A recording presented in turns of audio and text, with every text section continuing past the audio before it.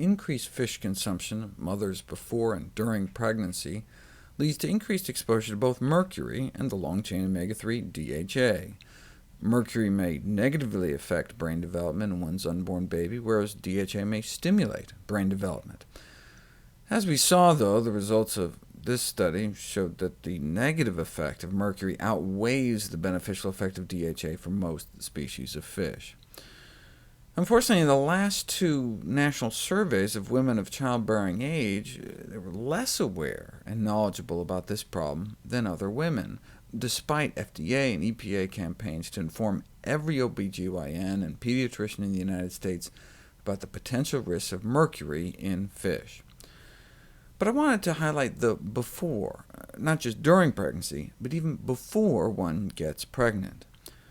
Since mercury sticks around, women may want to avoid polluted fish consumption for a year before they get pregnant, in addition to just during pregnancy. The reason they suggest a year before getting pregnant is because the half-life of mercury in the body is estimated to be about 2 months. They fed folks 2 servings a week of tuna and other high-mercury fish to push their mercury levels up, and then stopped the fish at week 14, and slowly but surely their levels came back down. I know a lot of moms are concerned about exposing their children to mercury-containing vaccines, but if they just ate a single serving a week or less of fish during pregnancy, the latest data shows their infants end up with substantially more mercury in their bodies than getting injected with up to 6 mercury-containing vaccines. But with a 2-month half-life, within a year of stopping fish consumption, your body can detox nearly 99% of the mercury.